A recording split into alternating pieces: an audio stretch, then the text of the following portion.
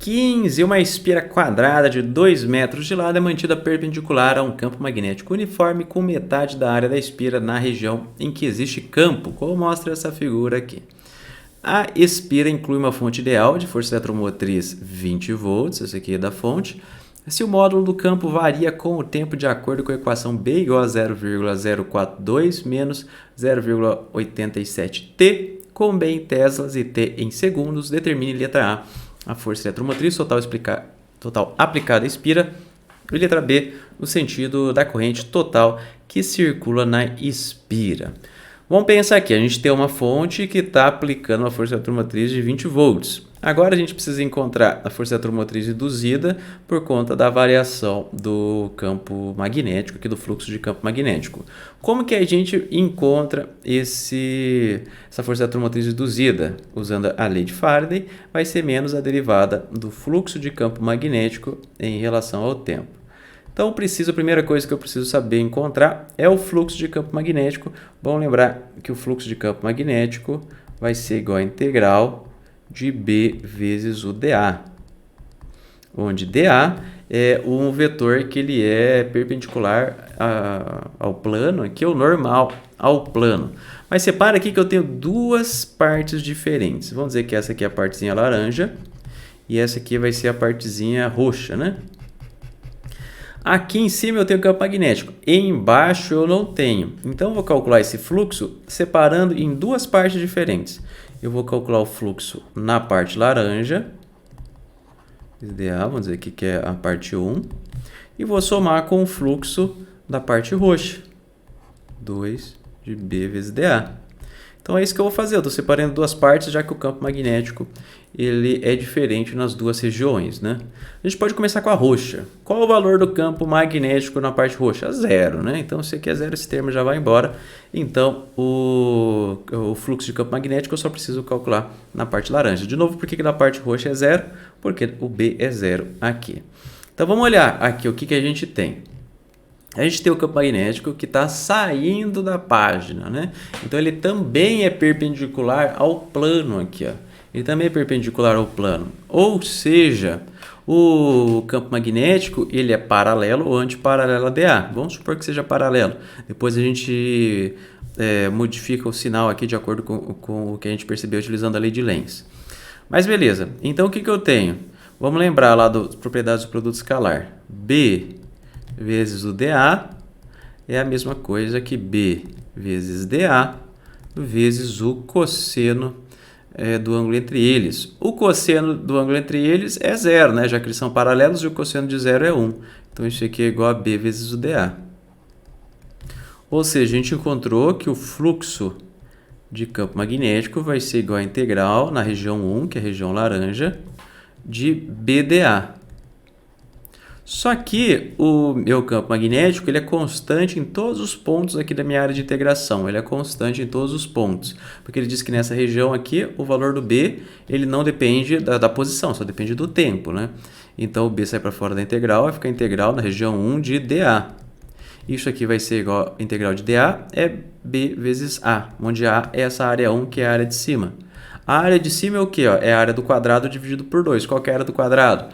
Vamos dizer que esse aqui é L, esse lado aqui é Lzão, vamos chamar de Lzão. Então, essa área aqui de cima é simplesmente lado vezes lado, L ao quadrado, dividido por 2, né? Porque eu só pego a metade de cima, não pego a metade de baixo. Então, esse é o fluxo de campo magnético que passa pela minha espira. Com o fluxo, eu consigo calcular a força eletromotriz. A força eletromotriz vai ser igual a menos a derivada do B, mas aí a gente já pode substituir o valor do B. O valor do B é isso aqui, ó, né? Derivada de 0,042 menos 0,87T, isso aqui multiplicado por L ao quadrado dividido por 2, AdT. Nossa, tá feio minha letra hoje, hein? Não deveria estar feio assim, não. Essa derivada é super fácil, porque ó, isso aqui é constante e vai embora, então vai ficar menos a derivada de menos 0,87T, esse aqui é um T, vezes L ao quadrado dividido por 2 AdT.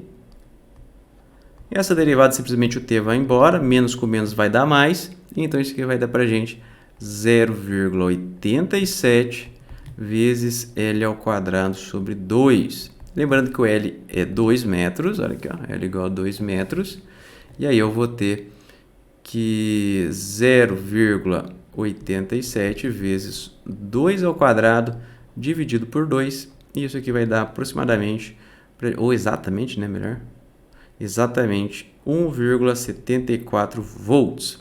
Agora, o que eu preciso fazer aqui? Eu preciso avaliar se eu vou somar ou subtrair nesses 20 volts esse valor aqui. Porque qual que é o esquema?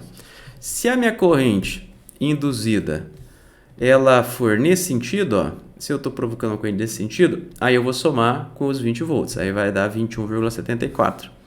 Se minha corrente induzida for no sentido oposto, for aqui, ó, aí eu preciso subtrair. Aí vai ficar 20 menos 1,74. Aí tem que fazer a conta, ver quanto que dá.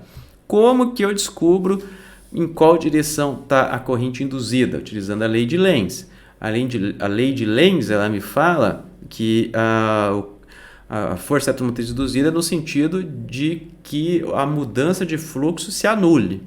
Por exemplo, neste caso aqui, ó, no nosso caso, o fluxo ele está aumentando ou o fluxo de campo magnético está aumentando ou está diminuindo conforme o tempo passa? Vamos pensar, vamos analisar aqui, ó, B igual a um valor constante menos 0,87T. Então, conforme o tempo passa, o B cai, né? Então, o fluxo de campo magnético ele está diminuindo conforme o tempo passa. E aí, o que eu preciso? Eu preciso criar uma corrente elétrica que faça o fluxo aumentar. Isso que me diz a lei de Lenz. Se o fluxo está diminuindo, a corrente vai ser no sentido que faça o fluxo aumentar. Então, vamos pensar aqui, ó, o campo magnético ele está saindo do papel. Então, eu preciso que a corrente elétrica ela exista no sentido que faça aumentar o campo magnético saindo do papel. Como que eu faço isso? Eu pego meus dedos aqui, ó, e coloco no sentido do fio e vejo meu dedão para onde aponta. Se eu colocar assim, ó, nesse sentido, esse aqui é o sentido horário, se eu colocar no sentido horário, eu vou ver aqui no meu dedo, não sei se está invertido para vocês, mas eu estou apontando para dentro da página. Então, se a corrente for no sentido horário, eu vou estar reduzindo o fluxo, não é isso que eu quero, não é isso que me diz a lei de Lenz. Então, eu preciso que a corrente seja no sentido anti-horário, que aí eu vou induzir um campo magnético, que vai aparecer um campo magnético apontando para fora do papel, e aí eu estou aumentando o fluxo. Lembrando, isso vem lá da lei de Lenz, que fala que essa corrente aqui, essa força eletromotriz induzida, vai fazer com que o fluxo de campo magnético tente se manter constante. Então, se ele estava para diminuir, o campo magnético, o fluxo, eu vou induzir um fluxo para tentar aumentar esse fluxo. Induzir um campo magnético para tentar aumentar esse fluxo. Se o fluxo tenta aumentar, eu induzo um campo magnético no sentido contrário, tentando reduzir esse fluxo. Então, eu concluí aqui ó, que a corrente é nesse sentido, está no mesmo sentido da bateria, ó, negativo positivo. Então, eu vou somar. E aí, eu vou simplesmente somar. Então, a resposta da letra A vai ser, vamos colocar I total, vai ser igual ao epsilon que eu acabei de calcular, mais o epsilon da fonte, que vai ser igual a 1,74 mais 20, que vai ser igual a 21,74 volts. Essa é a resposta da letra A. Letra B, o sentido da corrente total. Se a corrente induzida é nesse sentido e a bateria também faz a corrente ser nesse sentido, né, porque a corrente é do negativo para o positivo, então está tudo feito, está tudo certo. Não tem nenhum erro. A corrente vai ser no sentido anti-horário mesmo. Então, a letra B, anti-horário. Anti-horário. Horário. E essa é a resposta desse exercício.